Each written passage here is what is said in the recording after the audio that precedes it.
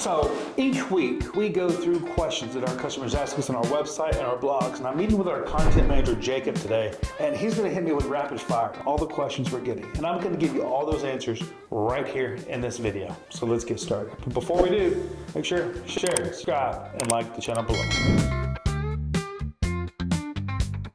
Can you tell me what an admitted flood insurance policy is? So we get asked this question a lot, Jacob, especially from our clients. And they're like, hey, what's the difference between admitted and non-admitted? Now, it's important to understand that admitted flood insurance is actually very rare across the country. It is available. What this means is that they have to follow certain state guidelines, and they have to follow certain rules when you appeal a claim, these things. Non-admitted or surplus follows different rules. Typically, you may not have the opportunity to appeal a claim, even with the National Flood Insurance Program, where you have up to 60 days typically to appeal a claim. You may not have that option with a non-admitted or surplus private flood insurance policy. You want to read the policy jacket before taking out the policy. Does this mean you shouldn't take out the policy? Absolutely not. It just means that they follow different rules. In fact, in dealing with this for more than a decade now, we've never really seen where a carrier pulled out and didn't cover a claim, but they do put this wording in there on these surplus policies. So when comparing admitted versus not admitted, that's what you want to look at. Look, admitted is always going to give you more protection. It can just be very hard to get an admitted policy for the coverages you want. The next one is, what is a supplemental flood claim?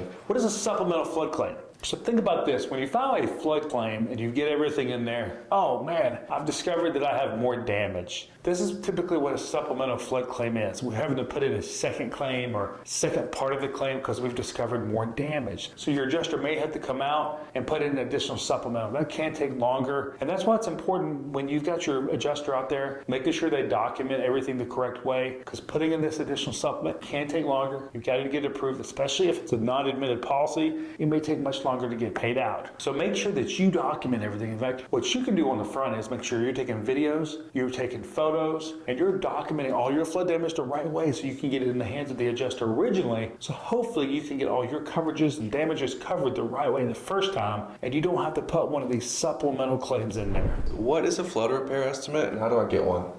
Flood repair estimate, we have people who call in all the time and say, hey, I need to file a flood insurance claim. And look, in getting an estimate, what you're doing is you're looking, hey, how much these damages are really going to cost? Because what most people don't realize is a flood insurance claim stays on the property forever, unlike a home insurance claim that may only stay on the property for up to 5 years. This means that flood insurance claims can have a huge impact on you. So you may want to just get an estimate from a mitigation company on how much that's going to cost. Maybe it was just some drywall that was damaged. Our rule of thumb typically is if it's less than $10,000, if you can find a way to cover it on your own, then that's going to benefit you long term. But getting a flood estimate, it's typically a mitigation company or someone like that who's come out and give you an estimate. Now look, when they get out there and give you an estimate, your damage could be a lot more than you think they are. That's why most companies give you up to 60 days to get that claim in there. So I always try to get those estimates first before filing that claim, because this is a catastrophic policy. So you want to kind of be cautious on how you do file these claims here so you can continue to make sure you have coverage in the future, or at least reasonable coverage, because even the National Flood Insurance Program looks at claim frequency. So if you've had more than 3 flood claims in the last 10 years, then you may be on a severe repetitive loss list, which follows certain rules. It may have certain limitations. And so these are things you want to be cautious about when getting that flood estimate and getting it the right way. Okay. How do I take inventory of damaged property after flooding? How do you take inventory? Look, the best time to take inventory for flood damage is before the flood. Taking videos of your property and taking pictures of VIN numbers and things like that, and always store them in something like a Google Drive, some kind of private cloud inventory storage that you've got. Do this when you move into your house. And just take a quick video.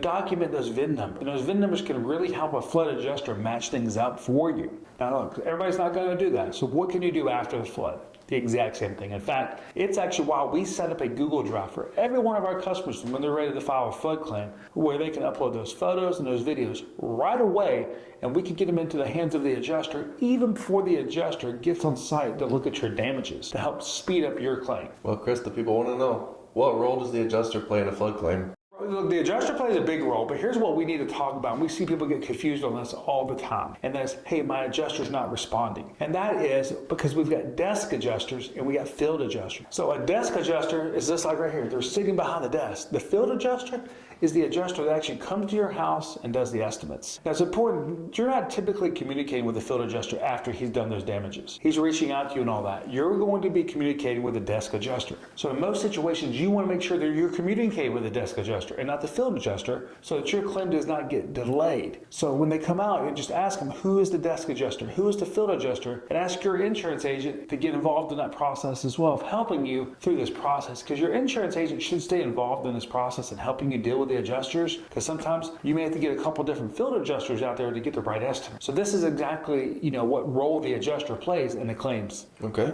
One thing people are wondering is, what are some of the basic pros and cons of FEMA flood zones?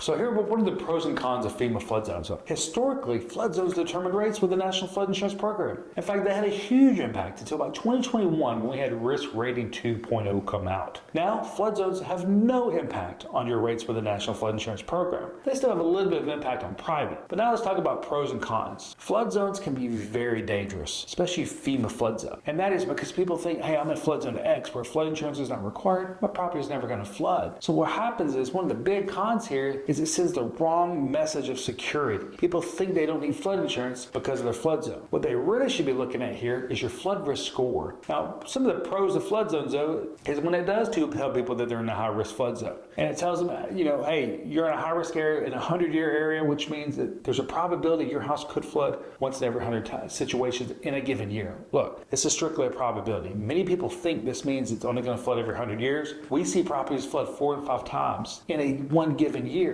But it's important to understand that. Remember, when we're talking about flood zones here, the pros could be that it doesn't impact your mortgage as much. It doesn't impact your property as much as if you're in a low-risk flood zone like flood zone X. Some of the cons is if you're in a high-risk area, it could have a big impact on your property value, on your budget, and things like this. But one area you really want to pay attention to is that flood risk score with the flood zone. This is going to help you make sure that your property is protected. Thank you, Chris. I look forward to next week on our rapid fire questions. Remember, share, like, and subscribe to the channel below.